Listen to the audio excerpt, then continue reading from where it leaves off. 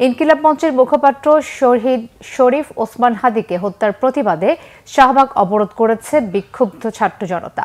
গতরাতে দেশের বিভিন্ন স্থানে বিক্ষোভের পর আজ সকালেও শাহবাগে রাস্তা আটকে দেয় আন্দোলনকারীরা। এদিকে প্রথম আলো ডেইলি স্টারে হামলা অগ্নিসংযোগের নিন্দা জানিয়েছে নাগরিক সমাজ। মানবাধিকার কর্মী নূর খান বলেছেন, ক্ষোভের সুযোগ নিয়ে এটি একটি সন্ত্রাসী তৎপরতা। বিস্তারিত জানাচ্ছেন জিয়া খান।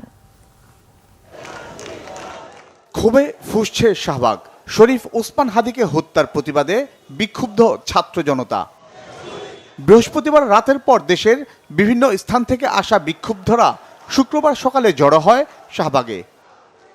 শহীদ শরীফ ওসমান হাদির খুনি গ্রেফতার ও বিচারের দাবিতে বিক্ষুব্ধ তারা।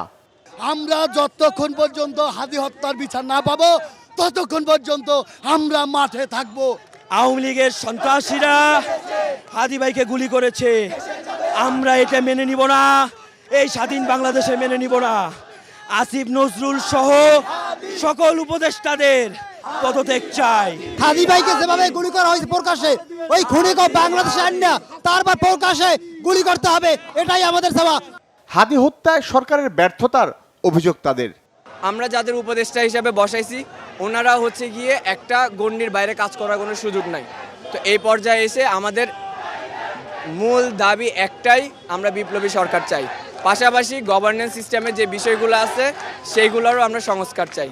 আমার প্রশ্ন হচ্ছে, যে ব্যক্তি হাদি ভাইকে খুন করেছে সে ব্যক্তি বিদেশি দুটো অস্ত্র নিয়ে জেলে গেছিল, ধরা পড়ছিল, সেই ব্যক্তি আবার জেল থেকে বেরোলো, কে বের করলো? এদিকে শুক্রবার সকালেও ধানমন্ডি 32-এ যায় বিক্ষুব্ধ ছাত্র জনতা। আরেক দফা ভাঙচুর চালায় সেখানে। ভাঙচুরের পর নিরাপত্তা বাড়ানো হয়েছে ছায়ানটে। অন্যদিকে ডেইলি স্টার ও প্রথম আলো কার্যালয়ে ভাঙচুর ও অগ্নিসংযোগের পর ভবন দুটি ঘিরে রেখেছে আইনশৃঙ্খলা বাহিনী। কার্যালয়গুলো পরিণত হয়েছে ধ্বংসস্তূপে। অফিস করছেন না কোনো স্টাফ। এ ঘটনায় সচেতন ও নাগরিক মহলে নিন্দা সমালোচনা হয়েছে। আজকে প্রথম আলো ডেইলি স্টার কিংবা ছায়ানট আক্রান্ত হলে আপনাদের সুবিধা আপনাদেরকে জানিয়ে দিতে চাই, এই প্রতিশোধ পরায়ণতা কোনোভাবেই কোনো মানুষকে এই প্রতিশোধের আগুন থেকে বেঁচে থাকতে দেবে না। সুতরাং আপনারা এখনই প্রতিবাদ করুন, এর বিরুদ্ধে দাঁড়ান। এই স্বরাষ্ট্রমন্ত্রী, তাকে বহুবার দাবি করা হয়েছে তার পদত্যাগের, কিন্তু তিনি নির্লজ্জের মতো গদি আঁকড়ে থাকছেন। কিন্তু এই দেশের জনগণের নিরাপত্তা তিনি নিশ্চিত করতে পারছেন না, গণমাধ্যমের স্বাধীনতা নিশ্চিত করতে পারছেন না, মানুষের মত প্রকাশের স্বাধীনতা নিশ্চিত করতে পারছেন না।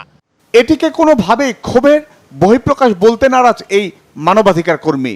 তারা সংবাদপত্রের কণ্ঠের উপর যে পা চাপা দিয়ে বসছে এটা খুব স্পষ্ট, এবং এটা কোনোভাবেই আন্দোলন বলা যাবে না বা ক্ষোভের বহিঃপ্রকাশও বলা যাবে না। ক্ষোভকে কাজে লাগিয়ে এটি একটি সন্ত্রাসী হামলা। ঘটনাস্থল ঘিরে রেখেছে ক্রাইম সিন। আলামত সংগ্রহের চেষ্টা চলছে। জিয়া খান, বাংলা ভিশন, ঢাকা।